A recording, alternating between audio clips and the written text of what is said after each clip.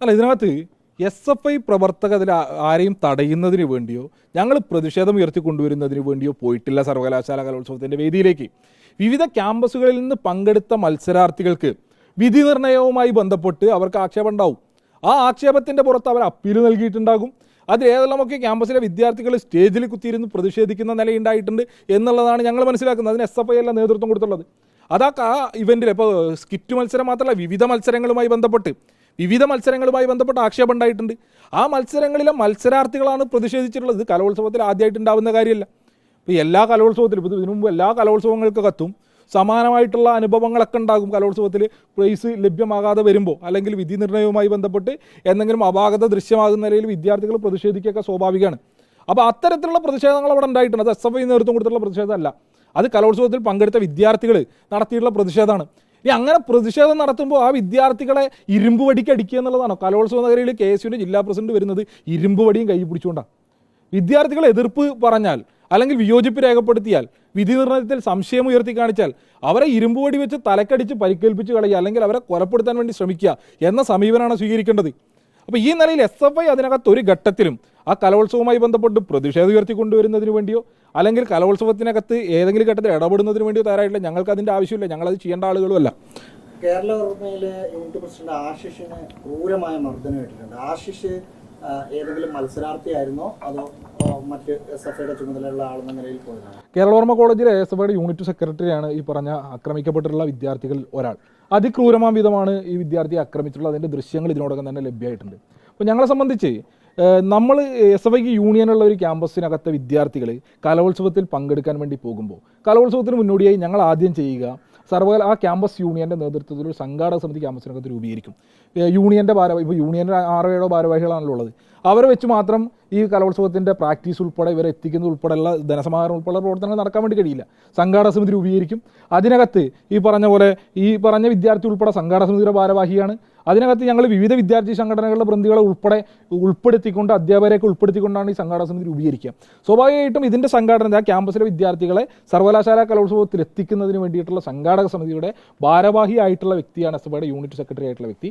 ആ വിദ്യാർത്ഥിയെ ഉൾപ്പെടെയാണ് അതിക്രൂരമായി ആശികിനെയാണ് ഈ പറഞ്ഞ പോലെ ഇരുമ്പ് വടിക്ക് ഉൾപ്പെടെ അടിക്കുന്നതിൻ്റെ ദൃശ്യങ്ങൾ പുറത്തേക്ക് വന്നിട്ടുള്ളത്. അപ്പോൾ ഈ നിലയിലാണ് ആക്രമിക്കുന്ന നിലയുണ്ടായിട്ടുള്ളത്. അതായത് സംഘാടക സമിതി ഭാരവാഹി എന്ന നിലയിലാണ് പങ്കെടുത്തത്, മത്സരാർത്ഥി അല്ല. അല്ല, ആഷിക്ക് ഏതൊരു ഇവന്റിൽ മത്സരിച്ചിട്ടുണ്ടോ എന്നുള്ളതിനെ സംബന്ധിച്ച് ധാരണയില്ല. പക്ഷേ ആഷിക്ക് ആ സംഘാടക സമിതിയുടെ ഭാരവാഹിയാണ്. ആഷിക്ക് ഉൾപ്പെടെ ഇപ്പോൾ അത് ആ കേരള ഓർമ്മ കോളേജിൽ നിന്ന് ഉൾപ്പെടെ KSUക്കാരായിട്ടുള്ള വിദ്യാർത്ഥികളും ആ സംഘാടക സമിതിയുടെ ഭാഗമായിട്ട് കലോത്സവത്തിൻ്റെ സംഘാടനത്തിനുണ്ട്. അത് കലോത്സവത്തിൻ്റെ എല്ലാ വിദ്യാർത്ഥികൾ എത്തിക്കുന്നതുമായി ബന്ധപ്പെട്ട സംഘടന.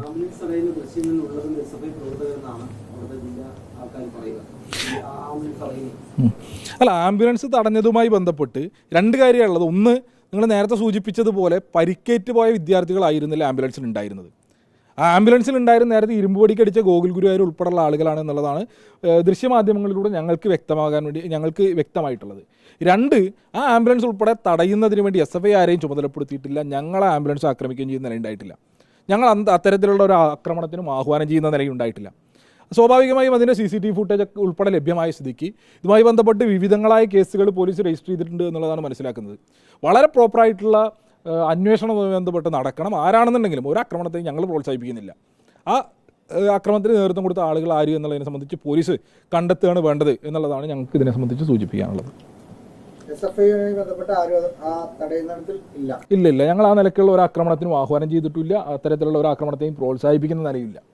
അതിനകത്ത് അല്ല, തീർച്ചയായിട്ടും ആക്രമണം നല്ല പ്രവൃത്തിയല്ലല്ലോ. ആക്രമണം മോശമായിട്ടുള്ള പ്രവൃത്തിയാണല്ലോ. തൃശ്ശൂരിലെ KSU ജില്ലാ പ്രസിഡന്റ് അല്ലാതെ മറ്റാരൊക്കെ ഉണ്ടെന്ന് അവിടുത്തെ വിദ്യാർത്ഥികൾ ഒക്കെ ഉണ്ടല്ലോ. സ്വാഭാവികമായിട്ട് കലോത്സവത്തിൽ SFI MSFും എല്ലാവരും കലോത്സവം പങ്കെടുക്കും. നേരത്തെ പറഞ്ഞതുപോലെ ഒരു ആവശ്യത്തിന് വേണ്ടി മാത്രമായിട്ടൊരു വിദ്യാർത്ഥി എത്തണമെന്ന് നിർബന്ധമൊന്നുമില്ല. കലോത്സവം കാണാനും SFI ഭാരവാഹിക്ക് വിലക്കൊന്നുമില്ലല്ലോ.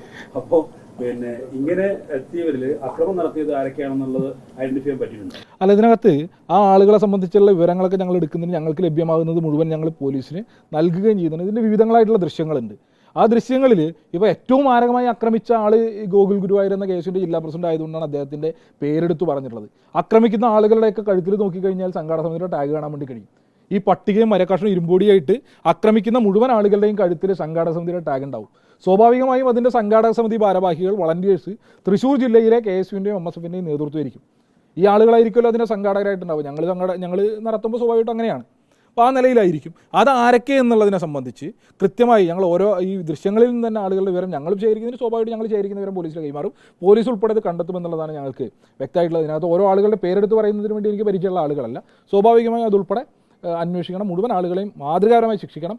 ഈ നിലപാടിൽ നിന്ന് KSU പിന്മാറി ഈ ആക്രമണ പ്രവർത്തനങ്ങൾ അവസാനിപ്പിക്കുന്നതിനാവശ്യമായിട്ടുള്ള നിലപാട് സ്വീകരിക്കണം എന്നുള്ളതാണ്.